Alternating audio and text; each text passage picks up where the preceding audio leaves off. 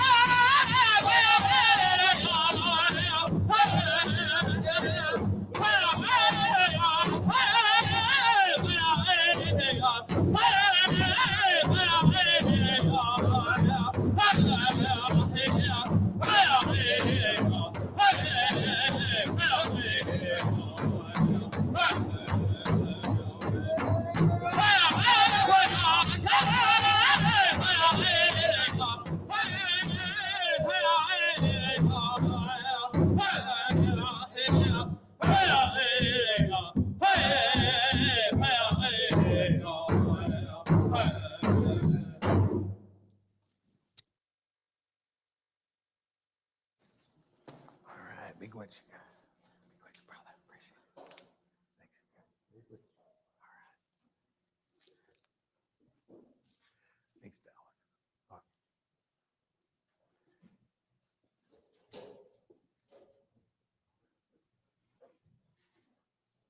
Big witch again. Thank you very much for that awesome honor song. all that practice and I forgot to press the on button for my, but anyways, thank you all for coming tonight. Thank you for our folks here in the room at the Minneapolis Embassy in downtown Minneapolis. And also thanks to you, our online audience. You know, our last James event we had over 15,000 views and a reach of over 30,000 people. Thanks to all of you. And tonight, we're projected to have an even larger audience. So we're very excited about this. But before I introduce James for our event tonight, we have some housekeeping items I wanted to just go through very quickly. And then we have some impressive news regarding Red Lake Nation College campus. So I want to share that with you tonight. First, the housekeeping. If you enjoyed our events with Red Lake Nation College online, please like us on Facebook and YouTube and follow us. We ask that you do that throughout the night. For those of you in the room, just like the movie theaters, please silence your phone and save your questions for later. You can type the questions in your mobile phone and we'll ask them later in the Q&A section. We are going to have our universal mute button on for you folks online. So if you're at home, don't worry, your noise there won't bother us. We'll have the universal mute button on for everybody. You just type your questions in the chat line if you want to ask that. And we love the participation, so we want everyone to participate online. If you're having trouble with YouTube, with Facebook, switch over to YouTube because that's people have problems with that, the technical problems. Just make that switch over on your own. It's going to be about a 45 to 50-minute program, followed by about 20 to 30 minutes of Q&A. So we will be done by 7:30 tonight. So then right at the very end, we're going to have a QR code survey that only take about 30 seconds, and we're going to ask everybody to help us participate. And then right at the very end of the night, James is going to do a final thought for us. So I wanted to give James the heads up that he'll give us one final thought to close off the night. So with that, we wanted to start by going to the next slide. So Devin, you want to try that? There you go. There's our beautiful campus up in Red Lake. So this is our news of what's going on with Red Lake Nation College. So if you can flip to the next one, Devin. I want to tell you tonight about our Minneapolis campus update and some plans and architectural renderings of our new campus, and then also talk about spring term application. So you can flip to the next, Devin. So what we're providing here at our college is excellent education from a Native perspective. And like I always like to say, we're in the people business. So our whole goal as a college is to build people up with academic skills, pride in themselves, and job training skills, which we're going to be working on down at our Minneapolis campus. So all of this is with our Native values. And we do serve a unique market niche in higher ed. There's nobody else serving like us with a tribal college in the Twin Cities.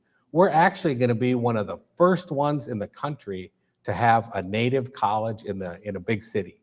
So this is pretty impressive. And our market is the other half of our tribe, Red Lake tribe, who lives in the cities, 8,000 members, and then 50,000 other Natives who live in the Twin Cities, one of the largest urban centers in the country. And we'll be the only college to provide that education from a Native perspective. The history books got it wrong. They don't tell our story in those history books. We own this college. We're going to tell it from our perspective, from a Native perspective. So that's what you get when you come to our school.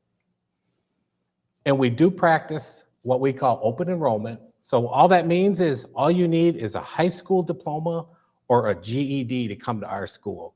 We provide access and opportunity for Natives.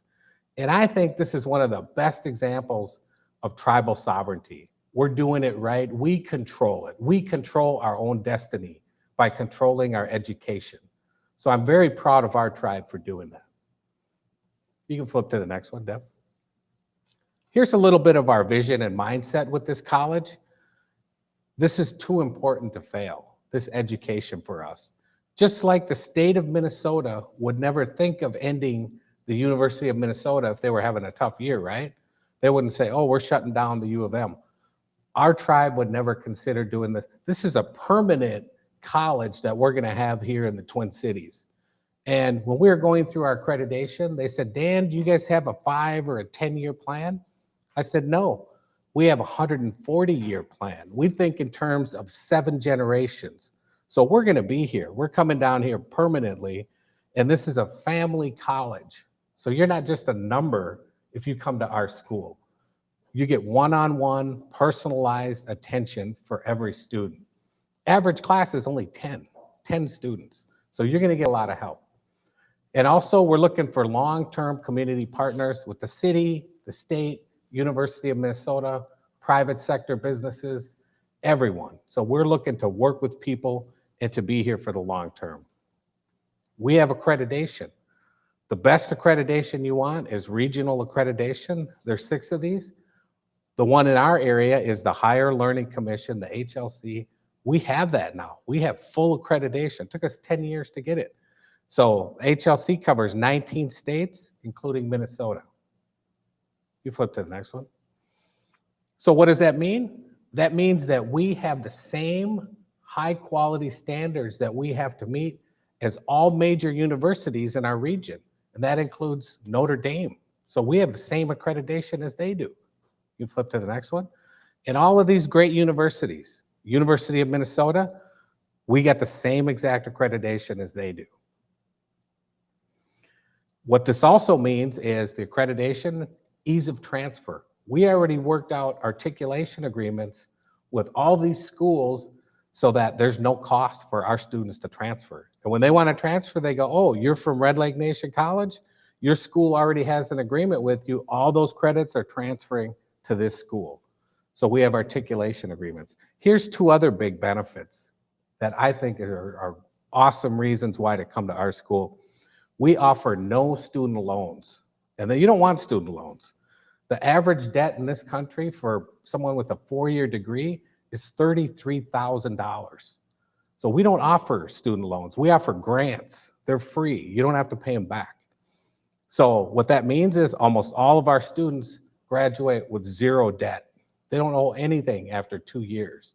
So that's a tremendous benefit for anyone to go on with their life or a young person starting their life. All students here will get a technology suitcase. That includes a laptop, an Apple iPhone, and a hotspot, free internet. So all of our students have these tools so that they can succeed. And that's part of your whole tuition. So these are tremendous benefits for coming to our school. So now I want to tell you a little bit about our new campus. Red Lake Nation College, Minneapolis campus, opened up. We're here at the embassy. We're offering classes right now in this term. Starting in January, we're going to move to our new building, 900 South 3rd Street. And flip to the next one, Dev. And there's where it's located. Right across from US Bank Stadium, where the Vikings play. That little orange circle right there, 900 South 3rd. And that dotted orange line is the Metro Rail. So people can get there from Franklin, Cedar area, 3 to 4 minute ride right over the freeway. So it's a great location. The building on the left is the one we were originally interested in. We found out that the other 2 buildings were available. We bought the whole block. So we have that now. Flip to the next one. Here's what we're going to do to it. We're going to make it a big glass entry. The second level is going to be a green roof. So you'll be able to go outside. There'll be trees and grass and everything. It's going to be tremendous. About 25,000 square feet. There's the before and after photos. The before at the top. The bottom is what it's going to look like when we're done with it. Flip over to the next. There's the before of that block in downtown Minneapolis. And then flip over to the next one. And that's kind of what it'll be. And those next couple photos are what the inside's going to look like. It's going to be 21st century learning, high technology, what's used in the business and in the real world today. It's not going to be 4 walls and class and chairs lined up in nice rows. It's going to be interactive, collaborative with high technology. So we picked architects who do this all the time, Cunningham Architects with native architects. So we're pretty excited about that. It's a fast track. We're going fast on this. We're already offering classes right now, so you could enroll Red Lake Nation College right now. The new campus on 900 South 3rd, we're going to start offering classes there in January 2022. And then the grand opening will be next fall, 2022, for the whole block will be finished. So we are going on a fast track. So you can apply right now. We have Shailene right here in the front row. Wave, Shy. So go and see Shailene or come and talk to us at our campus here and come and sign up. The only place you can get higher education from a Native perspective. And that's about it. And there's our website. Check it out for more information. All right. So now that everybody's coming to Red Lake Nation College, right? So now that you guys are coming here and online, the great thing is everything is high flex. So you can do it online or in person, almost all of our classes. All right. So next, I have the honor of introducing our speaker for tonight. And he is one of our favorite speakers and teachers here at the Red Lake Nation College. He's been a friend and a partner for us for several years now. And he's a respected teacher and educator in Indian country. And what I personally love best about James is that his positive energy. So James just radiates that, and everybody who knows him know what I'm talking about. He radiates that positive energy, and whatever knowledge he has, he freely shares that with everyone. And he's always trying to help people. He teaches in a kind, humble, and respectful way, which is what gravitates people toward him like a magnet. So the reason we like having James teach with us and share his knowledge is because everything he's about is the perfect embodiment of the 7 Ojibwe values, which are part of the foundation of our school. So everything we want to share and teach people, James is doing that. So that's why we have him with us. So ladies and gentlemen, please help me welcome our guest speaker for tonight, James Kaagegaabaw Vukelich.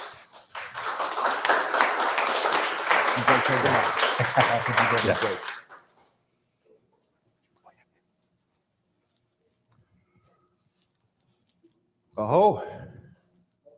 Ujo and Denoy Markinadok. Anin. Kaagegaabaw Indigenous. Mekanak and Dudem. Mekanak Wajuing and Dunjaba. Beshoga Kabakang and Danungom. Apajigomi Gwech. Beijayeg. Mino-wadash. Ginawa. Ganawabamieg. Mino-wadash Bizendaweg. Ingichi mi Gwechawendam. Jayanoma Nongom. Ingichi mi Gwechawendam. Jikakigurian. Oma. Nongom. Engajaganashim Gai, so I'll speak a little English as well. I said, hello, all of my relatives. My name is Kaagegaabaw. I'm Turtle Clan. I'm a descendant of Turtle Mountain. I live close to Minneapolis today.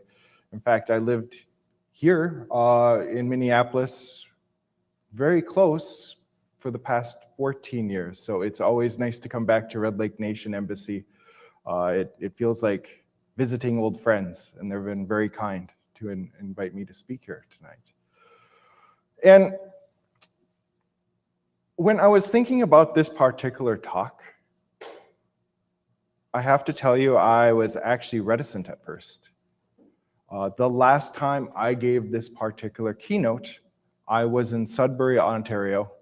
It was an international keynote speech.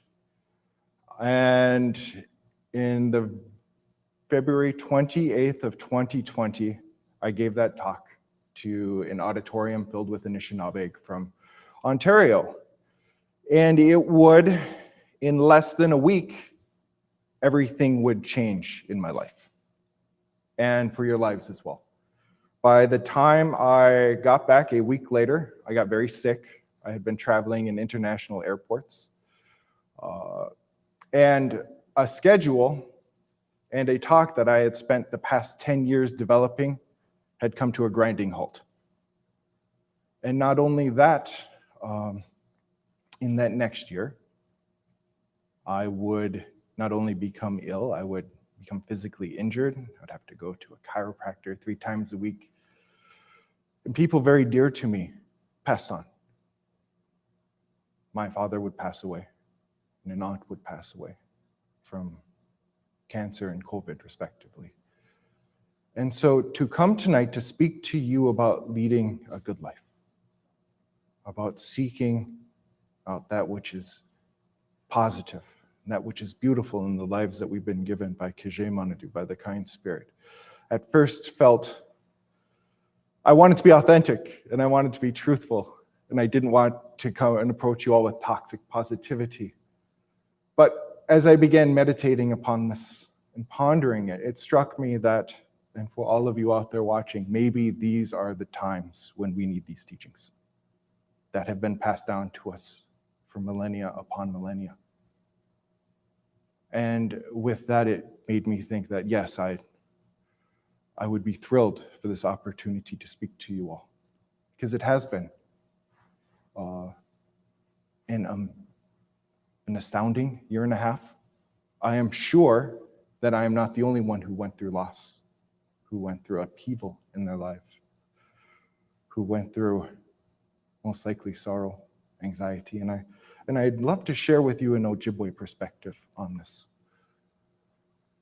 And so tonight's talk, it's called Mino-bimaadiziwin, the good life. But I really think our ancestors would have looked at this as a verb, Mino-bimaadizi, Mino-bimaadizi. And this literally means he or she lives well, he or she leads a good life, he or she has good health. And it can mean all of these things. It's important to note that I think for our ancestors, this being a verb, so much of our language is verb-based. In fact, according to some studies, maybe 7/8 of the words that we would use on a daily basis would be verbs rather than nouns. So when we look at this, Mino-bimaadizi, I think it's really important that we observe this word, because for people all over the world, in spiritual traditions and religious customs, you have people seeking out moksha or mukti, liberation, nirvana, the kingdom of heaven, living in accordance with the Tao, leading the examined life. And for our ancestors, leading the good life was maybe the greatest achievement one could attain in our short lives here. So I think to look at what does this word really mean is incredibly important. We can see here that it shows up with our sister languages, Mino-bimaadizi in Odawa and Budewatmi, the Potawatomi. They were, we call them sister languages. We were most likely one tribe at one time, speaking a common language. Over time, we move apart and our nations grow. We develop our own language and culture, as well as the Cree relatives of ours. In Northern Cree, it's Mino-bimaadiziw. In Plains Cree, it's Mio-bimaadiziw. Now, it takes a long time for one word to become a word in, here we have 6 different languages. It can take literally thousands of years for this to happen. So what we're looking at here is a concept that is not new. This is definitely pre-contact. And in fact, I think we could make the case that when Jesus was giving the Sermon on the Mount, when Buddha spoke of the Noble Eightfold Path, when Socrates was debating in the marketplaces of Athens, our ancestors were speaking of living a good life.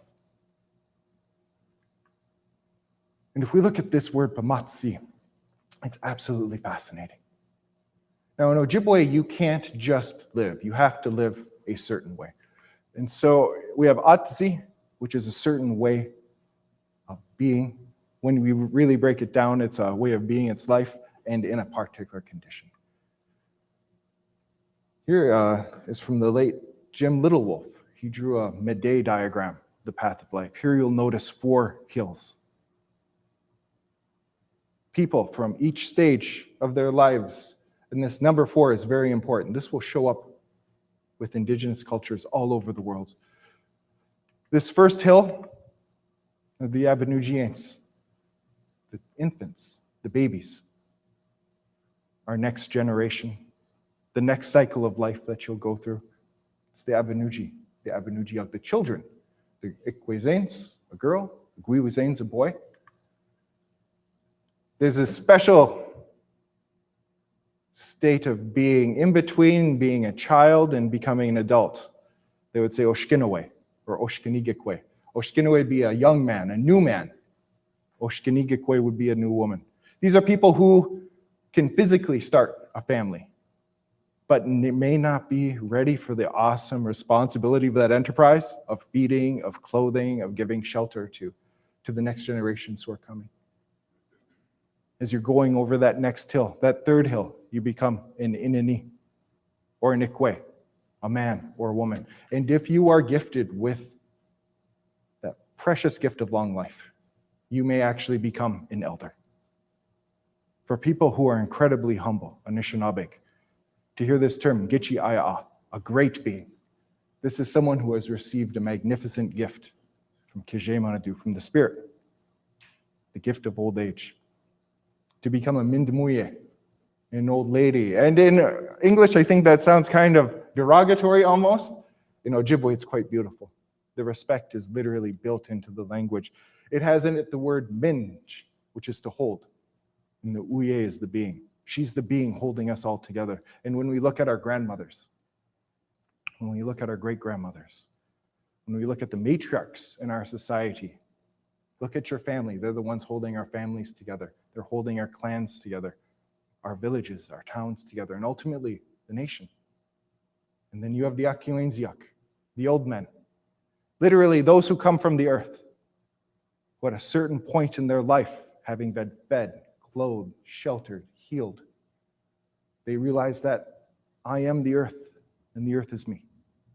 Whatever is going to affect the earth will affect me, and I too can affect the earth. Then ultimately, with Bimi, things will end. For Leonard Bloomfield, Bimi meant in a continuum. And the first time I saw that, it meant, that made sense. You're born, you'll go through these stages of life, and then ultimately, you'll pass on. You'll go on. Yet, when I first began learning the language, my language teacher took me to visit a Gete Anishinaabe. He would, I think the best translation for that would be an old-time Indian. This was someone who was born on a trapping line, in a lodge. He had, for the first part of his life, been fed and clothed and healed by the earth. And when we went to visit him as he was getting ready to pass away, my Ojibwe teacher said, you know, they had a word for this. They didn't use die in his day and age. They had a different term for it. It was giwe. Here she is going home. And when I looked at the translation of this word, it radically transformed it. It wasn't we're born, we live and we die. It was something spiritual. Our spirit is coming here to earth, having a human experience, and then returning home. He was speaking about something eternal. If I were to translate this word, bamatsi, it wouldn't just mean that he or she is alive. It is the eternal moving through the impermanent. We know that we have a beginning and an end, but that which animates us, that which gives us life, doesn't. It comes here, experiences being a human, and then returns home. So my next question became, well, what does Mino mean? What is it to be good? And I found this story describing the Benesi, the thunderbird, in Mississauga, the giant serpent. And an elder in northern Ontario, in the northern part of Lake Winnipeg, described this story to an anthropologist in like the 1930s. And he described that Benesi and Mississauga are engaged in this eternal struggle. And he described it that if the thunderbird does not hunt the giant serpents will overpopulate and take over the world, and it will become uninhabitable by anyone. However, if the giant serpents, Mississauga, do not feed Benesi cannot exist. Will starve. What I saw as conflict was actually the maintenance of balance. For him, this was Mino. This was peace. Here we can see other magnificent artists. The first one was Ojibwe Benesi, the late Norval Morrisseau. This is Carl Ray drawing this motif. Here's another version by Carl Ray. And in fact, when you look at the flag of our relatives to the south, here we have a serpent and a raptor. And so for him, good was the state of balance.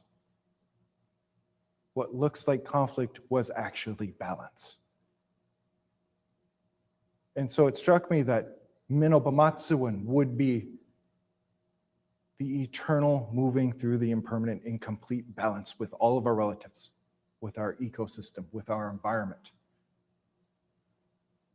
Very much like this. So if I were to translate it, Mino is well-being, but it's coming from balance.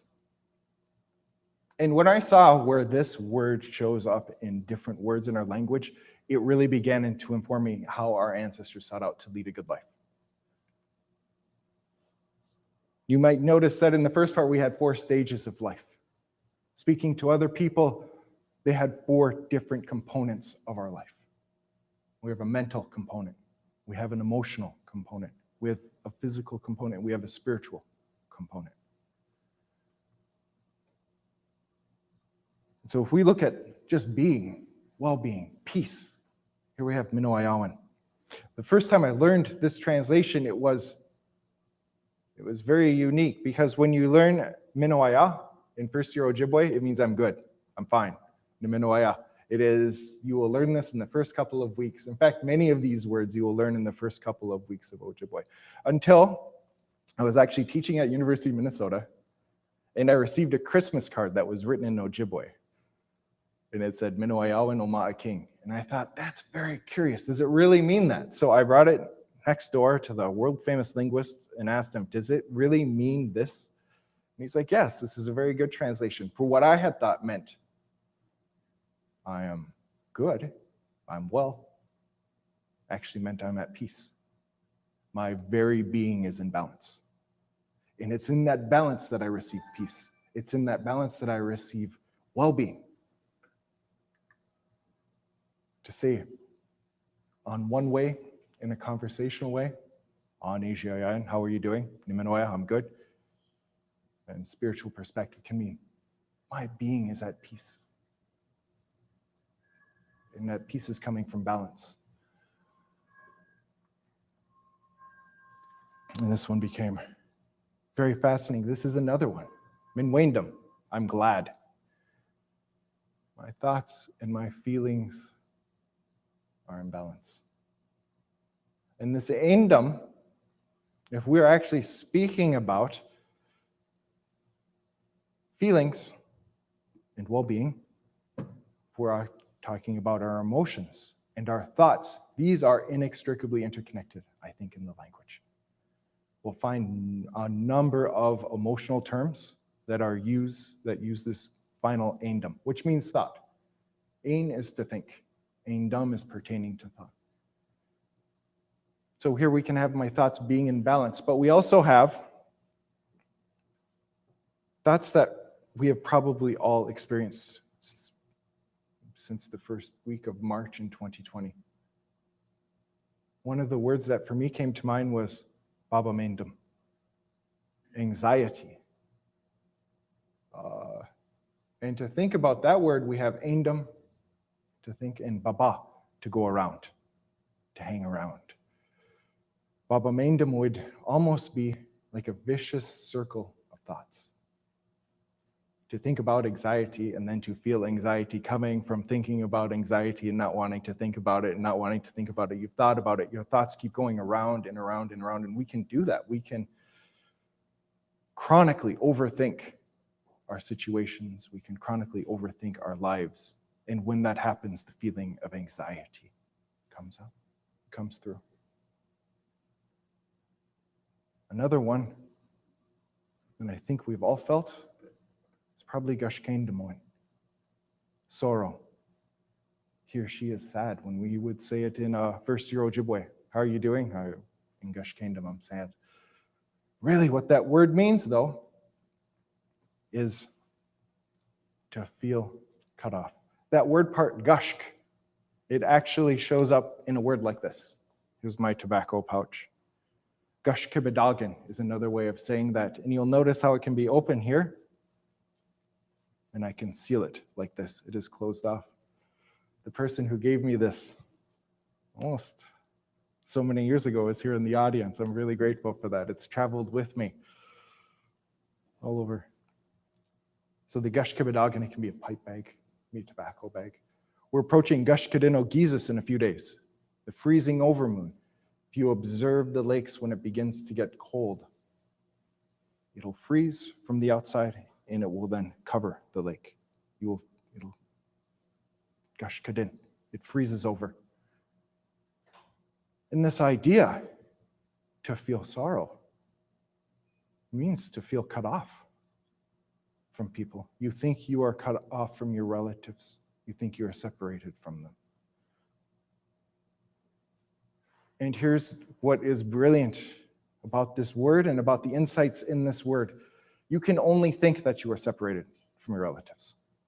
You can't actually be separated from them. You are inextricably interconnected to them. You're inextricably linked to them. When I think of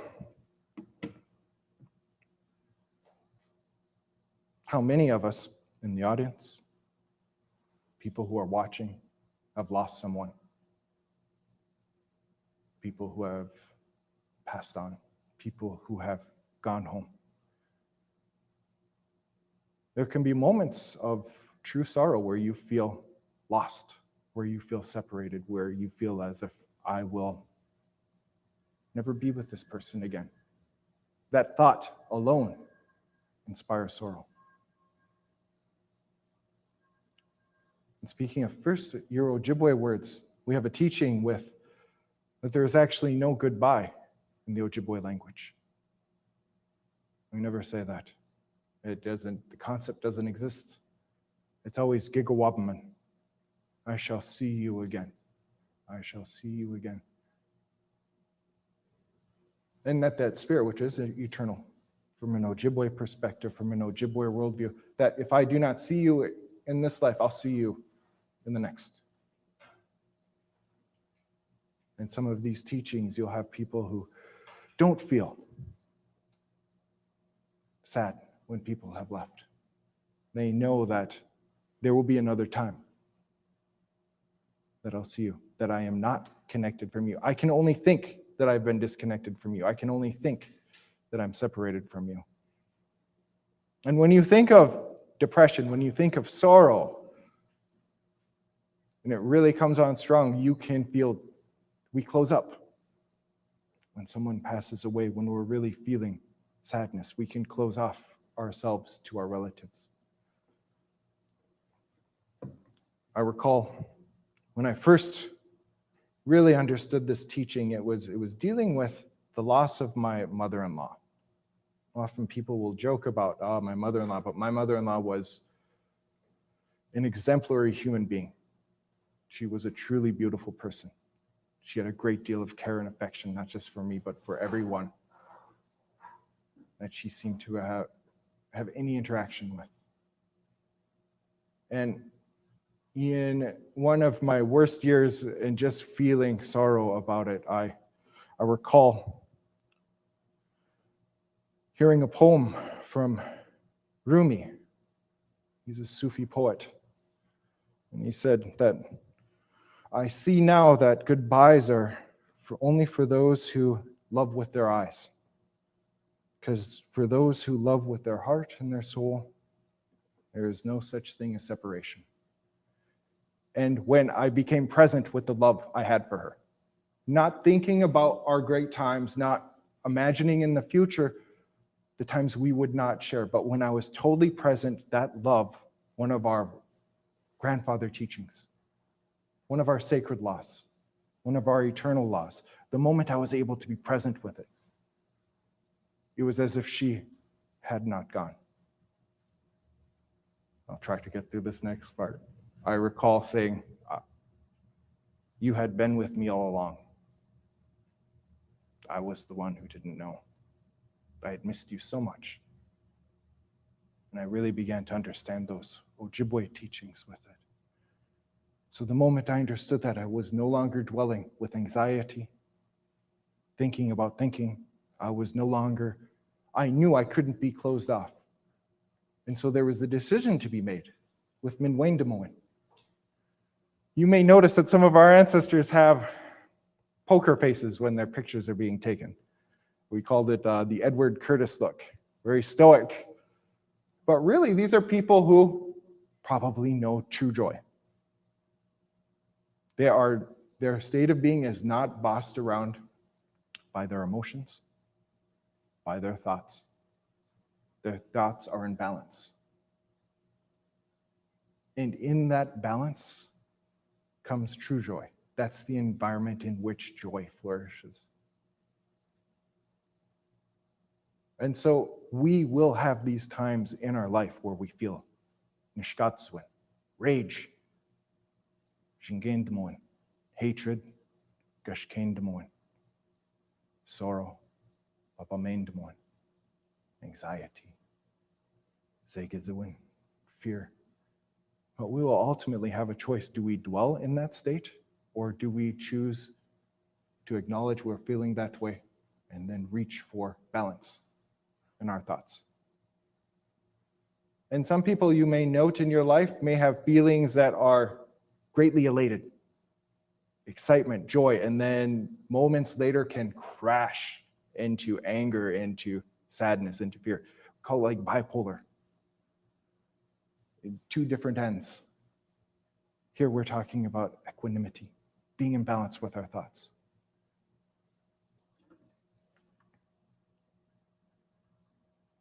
And you may note that too, with your thoughts, there may be times where you may actually remember something that someone said, and then you think about it, and then you think about it again, and then you think about it again. And as you keep thinking about it, you may get more angry.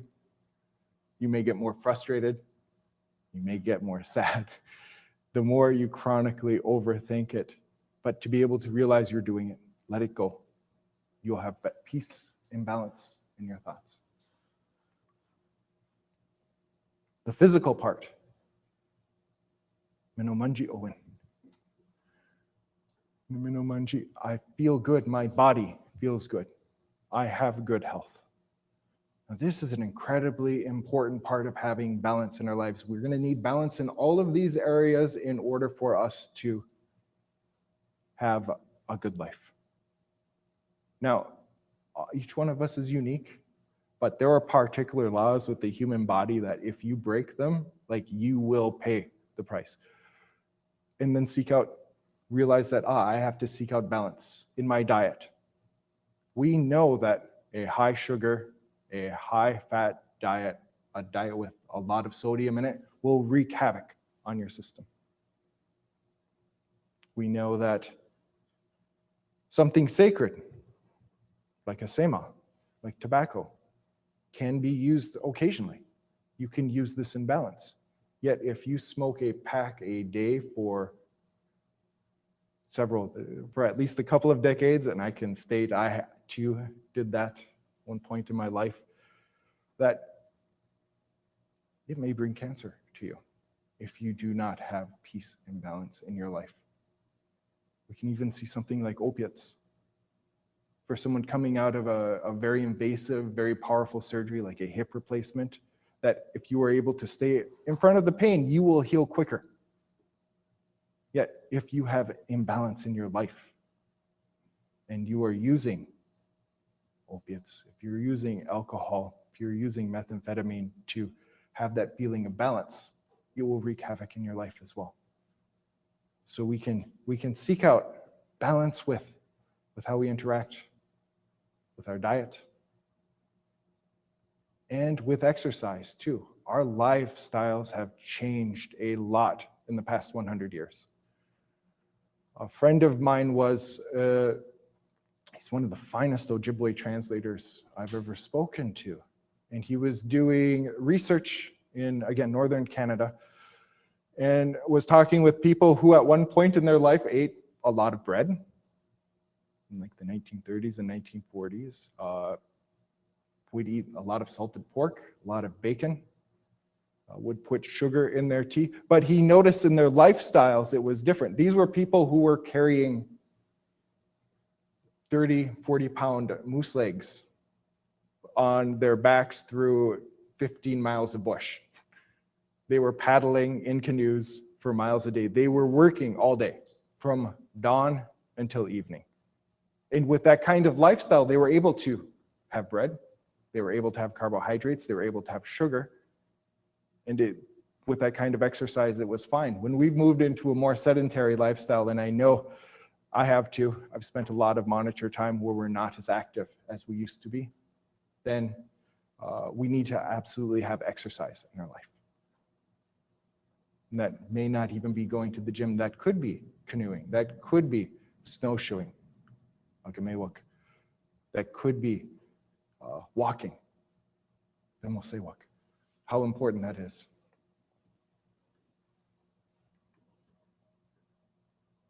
And, you know, that would also take a lot of self-love to do that. And you'll need this. For me, this is the spiritual component of how we lead our good life. Minose. And this can mean a couple of different things. One, it can mean things are going well, you have good fortune, you have good luck. We have Mino in it again. And the say, I also think can mean to walk. You are walking along the path of life in a good way. You're walking in a way that brings balance to your friends and relatives, to your environment. You're acting in a way that brings peace and balance to all of your relatives. And when you do that, here is another word I found for kindness, for generosity, and it also had Mino in it. Mino de'e. He or she has a good heart. The very center, the very core of our being is in balance. And in that balance, the natural consequence of that is kindness. This is generosity. And you're going to need this if you're really, truly going to embark on a spiritual life. So, you know, when we think about Mino-bimaadiziwin, Mino-bimaadiziwin, if we are all related, and I am all of my relatives, and all of my relatives are me, then in a truly spiritual way, we would rarely pray for ourselves. We would rarely ask for things for ourselves. What we would do is ask for things for our relatives. Here we have Mino-gijigat. And I'll come back to that in a moment. And the moment you have that kindness in your heart, that love for your people, our old word for people like that who defended our nation as well as who prayed and did ceremony for our nation were Okechida or Gechidakwe, the warriors. And you will need not just a kind heart, but you will need a strong heart to be able to pray for people. So you would never, again, pray for yourself. This is part of when I use a sema, when I meditate and when I ask for help nightly with my tobacco.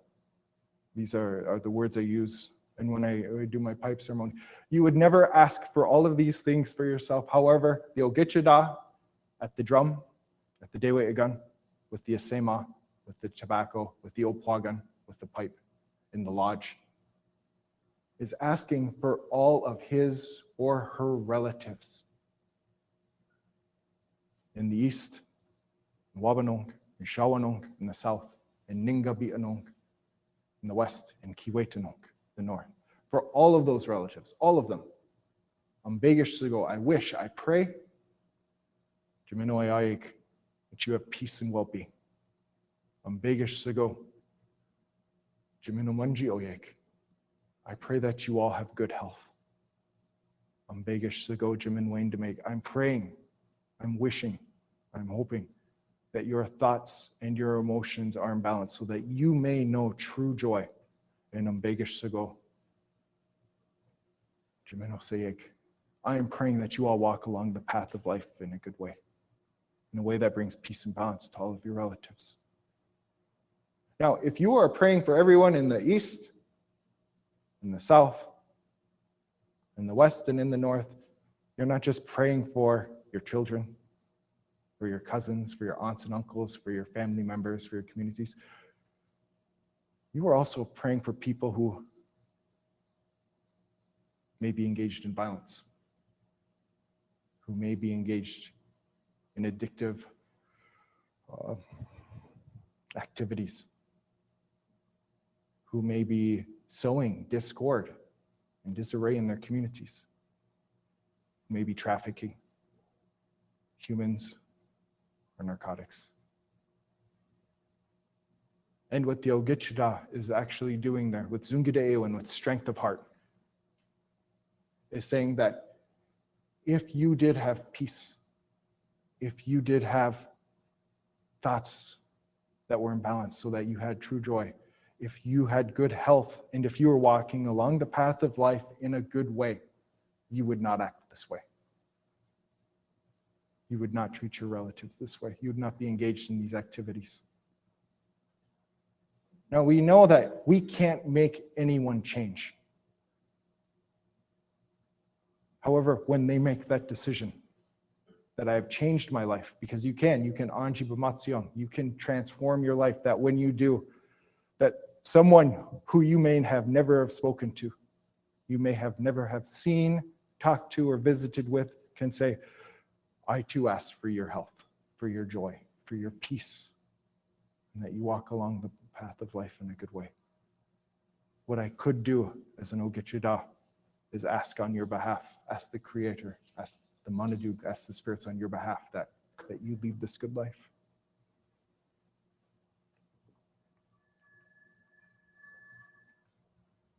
And when you can do that, you can truly say that, Mino-bimaadiziwin, it is a good day. It is a good day. This is one of those words that you learn in first year Ojibwe. And the first time I learned it, it was Ani Nejawebak, what's the weather like outside? And my teachers all told me that you can always say, Mino-bimaadiziwin, Mino-bimaadiziwin. It is a good day. Today we'd say Owanabisa. It's misty. Ningwakwad. It's cloudy. Dakiaya, it's cool. But Yudash, Mino-bimaadiziwin. It is a good day. The Spirit has given us. It is a day to be grateful for. And when you have that kind of gratitude, Miigwechawendum is to he or she is grateful, he or she has thanks. And I thought Miigwechawendum one would be gratitude. And when we think of the gratitude that I felt this morning, that I felt to have an opportunity to speak to you all, was that I woke up this morning.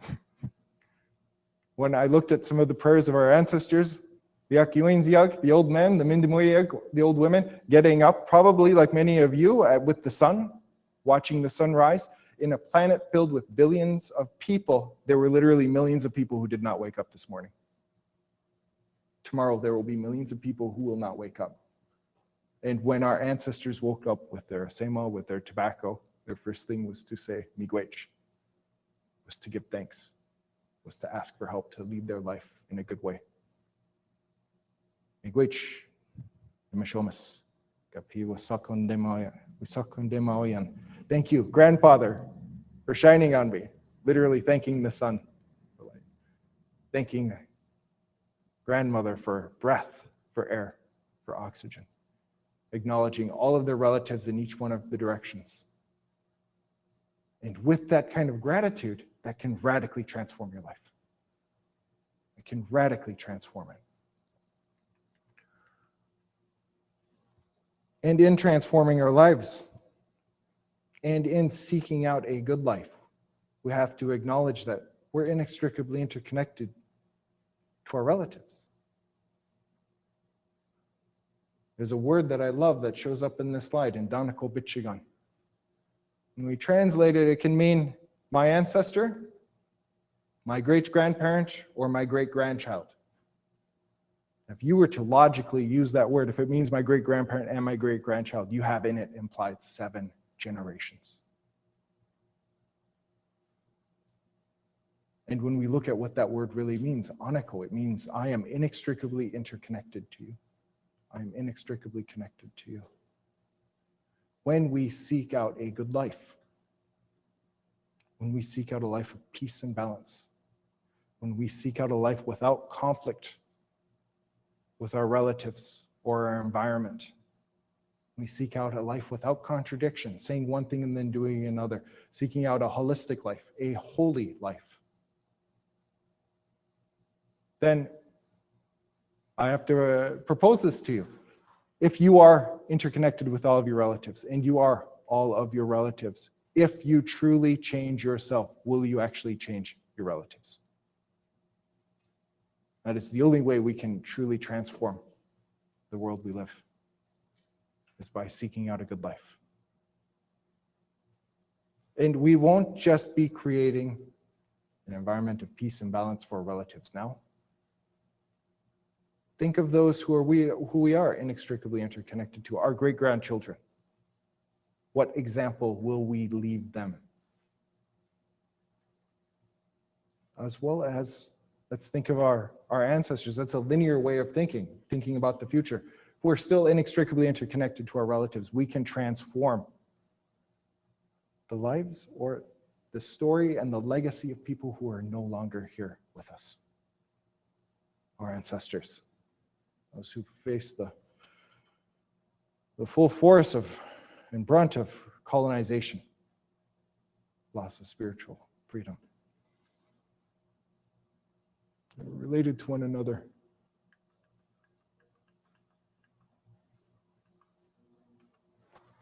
And when we do it, I know we have, in this past year and a half, gone through a great deal of loss. The people we hold dear to us have passed on. For many of us, our jobs have transformed. There may be feelings of great loneliness to not be able to visit, to socialize, to see people we hold close to our hearts. Yet, I would say that despite that, we have opportunities to feel true joy, to feel true gratitude for the lives that we've been given, for the opportunity to seek out the good life. I've heard remarkable stories from all over the world. Someone like Viktor Frankl, who in the concentration camps of Nazi Germany had moments where I actually felt joy despite the circumstances he was in. There are stories of Tibetan monks who, having spent 20 years in a Chinese prison, living every day with the threat of death, with that uncertainty, and saying, after their release, after 20 years of their lives, 20 winters, saying that their only fear was losing compassion for their Chinese captors. And when I think of the people who taught me Ojibwe, of the elders I have met in my life, people who went through an extraordinary loss of land, who went through a loss of family with the boarding school and residential school area, who went through abuse there, who had to endure spiritual prosecution, persecution from merely practicing a way of life that had been passed down for thousands and thousands of years. And of course, facing ugly and terrible racism at a great portion of their life, who, when I spoke to them, were actually happy, had joy. The circumstances that surrounded their lives had not dictated terms to them. They had sought out a good life. And it showed me that in seeking out the good life, they were displaying to me in those moments the indomitable nature of the human spirit, the Anishinaabe spirit, how important that is. And more importantly, they had made the decision. No one could do it for them. No one could make them do it. They chose to seek out a life of joy, of health. They sought out a life of good physical health, as well as peace and balance within themselves, despite their surroundings, despite their circumstances. And in seeking out the good life, we know that we can look at the emotional, the mental, the physical, and the spiritual part. But when we're truly seeking out the good life, you ask yourself, well, how do we do that? We seek out a life with descendent, with truth, with descendent, with humility, where we unite ourselves above our relatives, truly humble, with MINNEAPOLIS, with respect for one another, to acknowledge the sanctity and the sacredness of our relatives' lives, with Zagitiwan, with that compassionate, unconditional love, with Zungireewan, with strength of heart, with great courage, with bravery, with Kwakwatiziwin. A life where our actions and our words and thoughts are in alignment with each other. A life of honesty, a holistic life, a holy life, and ultimately acting with wisdom, with intelligence, with vision. And in seeking out this good life, then we'll truly have peace and balance. We'll have good health. We'll truly lead a life worth living. On that note, I'd like to say, thank you all so much for coming out tonight. Thank you for listening, and thank you for this opportunity to talk about these teachings that were, for me, on a personal note, totally transformative. It totally showed me a way to seek out a life worth living. So miigwech, that's all. Thank you.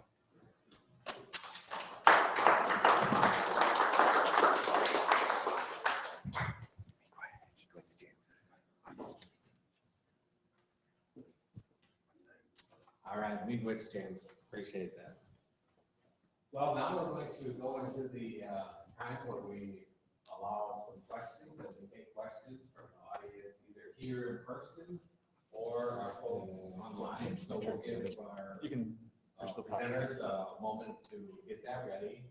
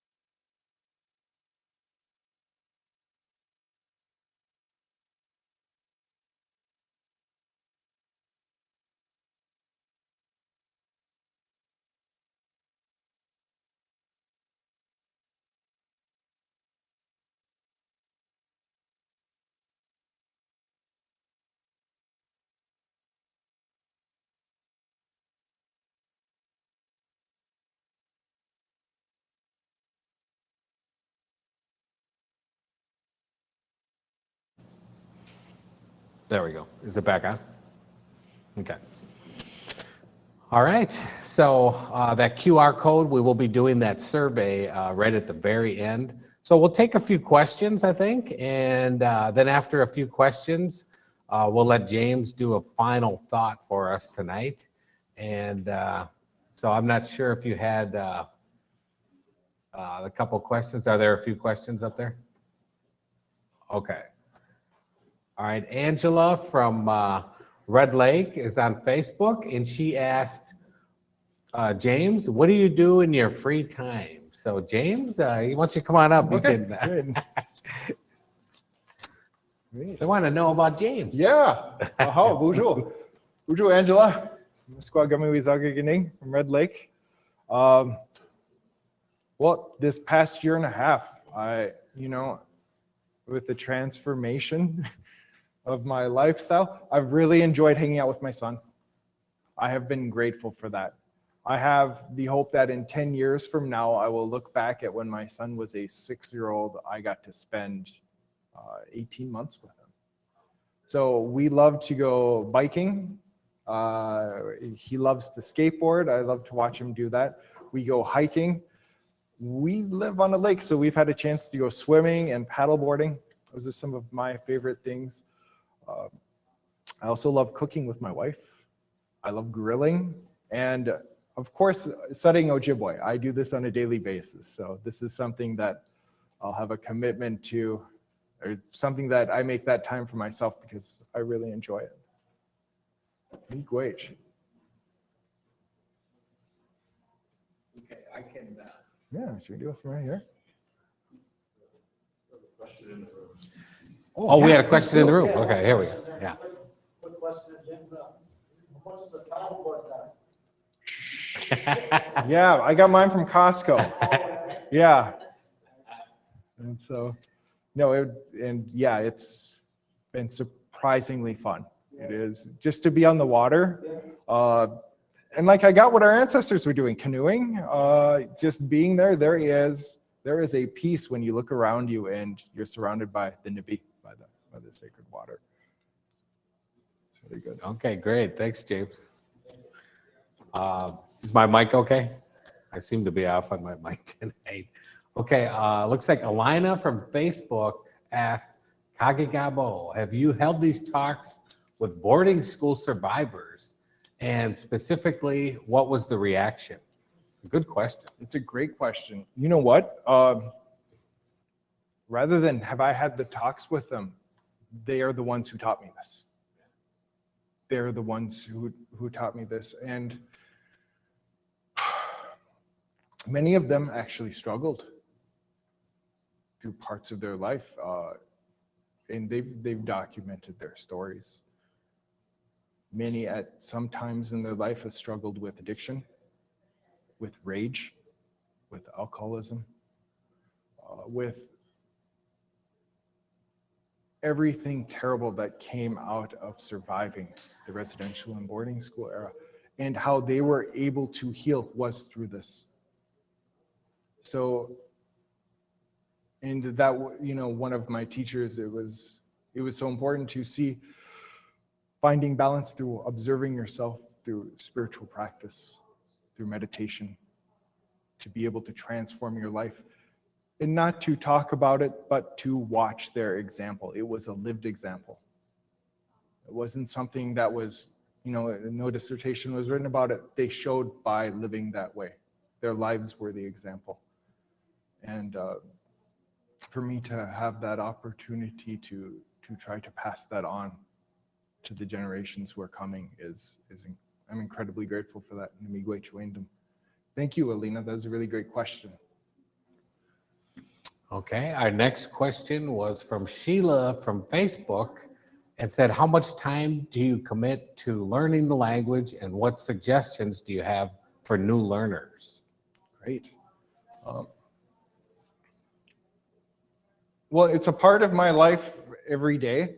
I'm fortunate that I feel like I'm at a position in my life where I don't have to refer to the dictionary as much to be able to read some books that are literally written in the language is wonderful. So today I was actually reading Anishinaabe Dewa by Obazan and reading his beautiful Ojibwe. And I noticed that all of a sudden an hour had passed by and I was reading it out loud because I love the sound of the language.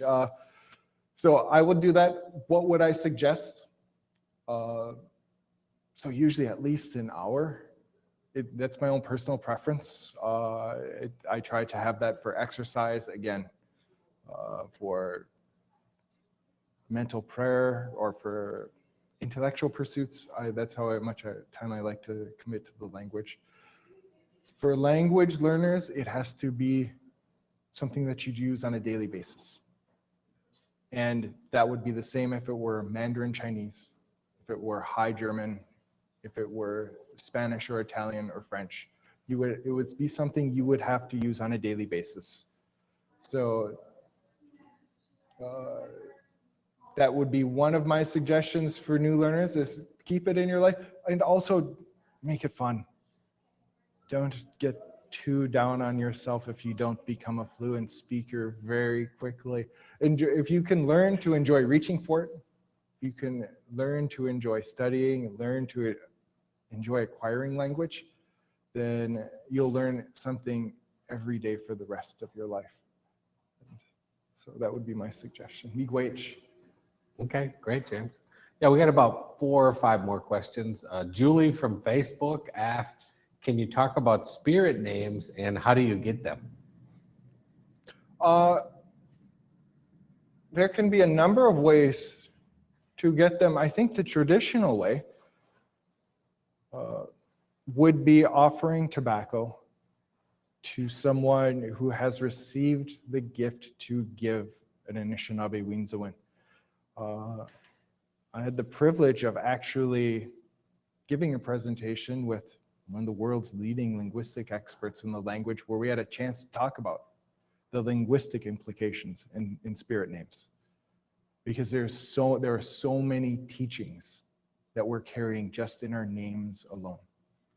So to offer someone who has been given the right, who has had the vision or has had the dream to bestow on Anishinaabe-Wiinziwin, an Indian name, if you will, an English translation to someone, is how you would do that. So miigwech. Miigwech, James. Tammy from Bagley is watching on YouTube, and she asked, do you know any other languages personally? I've had the chance to study a good many of them. I, at one point, was fluent in French. I spoke some Italian. I studied Latin in middle school, and during my linguistic days, I studied Plains Cree, Michif, Swampy Cree, Moose Cree, Shawnee, Wampanoag. Anytime I could find languages that were related to our sister language Ojibwe, it was something I absolutely loved doing. So, okay, great. miigwech. Yeah, 2 more. Ashley from Minneapolis on YouTube said, and this is kind of related to what you talked about a little, James, and I have a question for you on this too, because it really struck me personally what you were talking about, is somebody struggling with grief, and they appreciated your insights on grief. So what advice do you find to comfort people using the language? Great comment and question. Miigwech. That really is. And this one, again, this was looking at the language and the culture and looking at, like, what did that word sorrow mean for me? What did that word grief mean? When we look at the grieving process, it'll move. I wonder if you've all noticed that there's been a motif with 4s. We've had 4 directions. We have 4 stages of life, 4 ways of being, if it's emotional, spiritual, physical, and mental. 4 seasons. And, you know, when we look at the grieving process, it can be the first 4, one of the 4, would be like 4 days where you have that funerary, right? Where we can really, like, feel the full onslaught of grief of missing someone. Even physically, that person is, we don't feel them next to us anymore. We don't hear them. We don't see them. We don't have a chance to embrace them. So for those 4 days, that can be very, very trying. And there's that first 4 months, a season, where you will feel that, and you'll begin the healing process. From those 4 months, it'll move into 4 seasons. you'll have a year and you'll notice that with the number of funerary rites and grieving ceremonies, there'll be a year later. They'll begin wiping away the tears, and then it will be 4 winters. 4 years later, where maybe the body begins healing from that person's loss. But something powerful I learned from listening to old men, from speaking to people who grew up with the culture and with the language, was that teaching of Kaagegaabaw, that these people, you may think that they are gone, but because you don't see them does not mean that they're not with you.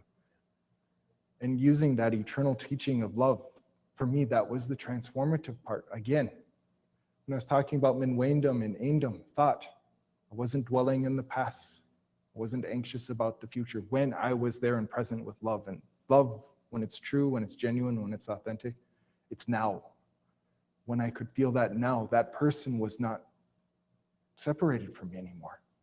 That feeling of love hadn't changed at all. And I'm floored and astonished and amazed that our ancestors knew that they knew that you will have a grieving process. You will feel this sorrow, but we have a way through our traditions, through our spiritual practices to heal you. And then if you can remember that teaching, then you'll never really be separated from that person. Or they may no longer be here. Yeah, that was great, James. Yeah, that kind of struck it with me too. When you were talking about that, I was thinking about the people in my life that I've lost, and everybody here in the audience, everybody at home has some people very close to us that we've lost, and that concept that you talked about, that gives you peace, knowing that you're going to see them someday, that there is no goodbye, really. And so once we accept that, that does give us a little more peace and less anxiety. So that was just perfect the way you talked about that. So anyway, Thank you. oh, we had another question. Okay, my question is, goes to, our names. I was in class one day and Earl was our instructor. Me and Tony were students of his, and he asked a question. He said, why don't we share our Indian names? And so we went around the room and told him what we thought, but he never answered that question. He just let the students answer that question. So today, we introduce ourselves. Yeah. But back in the day, I suppose a small community. My daddy's from Fremont. Mhm. He's the one who told me about that. Sharing your name. There's been transformation over, like, literally the hundreds of years since, the first published Ojibwe text, I think, is in 1642.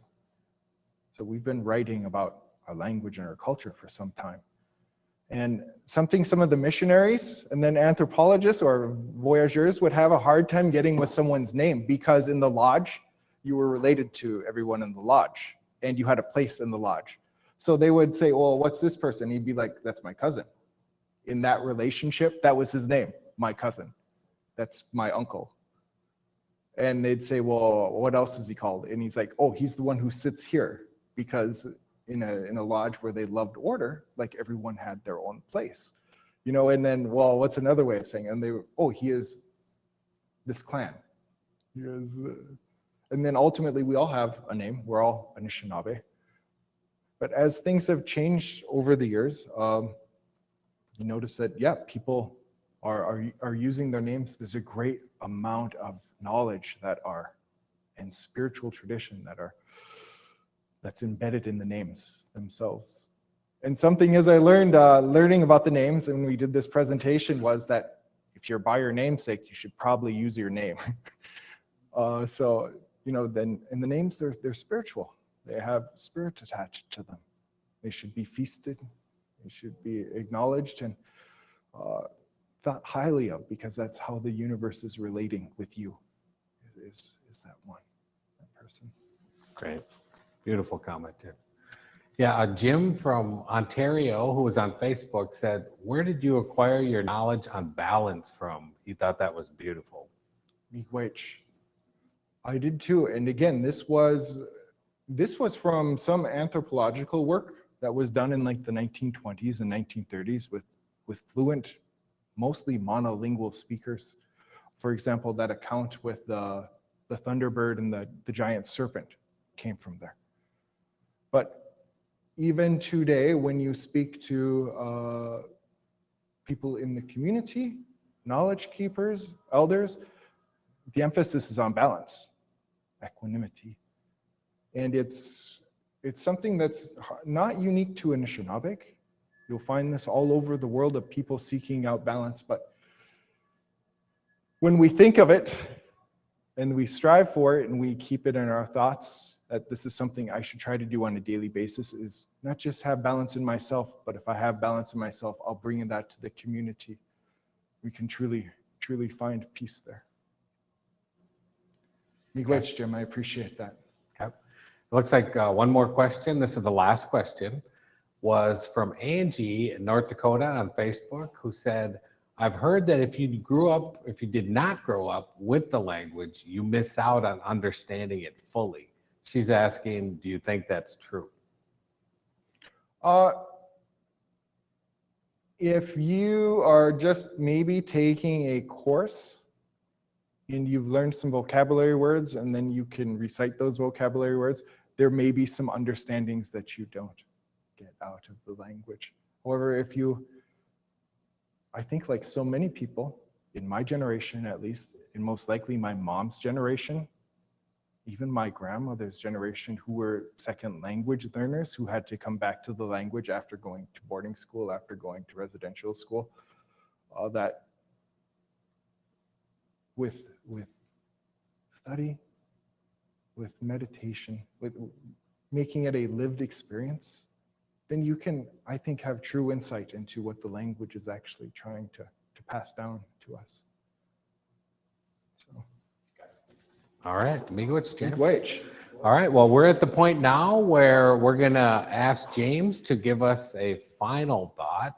And then after that, we'll do a quick QR survey with everybody in your cell phone. So keep your cell phones handy. So I'll turn it over to James to give us a final thought. In closing tonight, I think the most important part I can get across is that with everything that we've had a chance to discuss, with the beauty that's in the language and the culture and the history and the spirituality, that the language and the culture and the history and the spirituality can't do it for us. It cannot lead our lives. It can give us life, but it can't live our lives. We will reach a point where we have to make a decision. And these choices, we can think on a daily basis, are non-consequential, insignificant. But what I'm asking you all to ponder is to consider that each one of your choices, each one of your decisions, each one of your actions is going to affect someone you will never see, you will never visit with, you'll never speak to, listen to, or hold. Every single thing we do, every decision we make is going to affect someone 7 generations from now. And that the decisions we have to make on a daily basis are important. And that we have very important decisions to make when it comes to our thoughts, when it comes to our emotions, how that will affect all of our relatives. We have very important decisions when we decide what we want to eat, if we choose to exercise, what kind of diet we want, if we choose to escape life using intoxicants, or if we choose to fully embrace it. We have incredibly important decisions to make with our well-being, with our peace. And we have opportunities to choose joy, to choose to walk along the path of life in a good way. That's a choice. Now we know if we don't make a decision, if we ignore it, things will continue the way they've been going. But if we do choose to lead a life that has balance, that has peace in it with our physical being, with our mental being, with our emotional being, with our spiritual being, and if we choose to truly lead a life with Debwewen, with truth, with Kaagegaabaw, with virtue, with righteousness, with honesty, with Zagietduin, that compassionate, unconditional love for one another, with Dabasendazuin, with humility, with Manajietduin, with respect, with Zungideewin, having the strength of heart, the courage to lead this life, to make these decisions that are so important. We will make decisions that are enlightened. We will make decisions that have vision, decisions with wisdom, with Nibwakawin. And although we may never meet these people, we know we will have treated someone coming 7 generations from now in a way that brings peace and balance to them. And in doing that, we'll ask that for all of our relatives. So, mi ie wakidoyan. That's all I'll say. And miigwech ginawa. Thank you. All right. Great, James. Awesome. Great job. All right, let's give it up for James, you guys. It was awesome. Excellent. Appreciate that. Very thought-provoking, good final thought for the night. And if you're like me, I know you folks in the room and at home, James always gives you thought-provoking things to think about, and really it kind of makes you go inward a little bit. And I think we all need to do that from time to time. So I appreciate coming again tonight, James. Excellent job as always.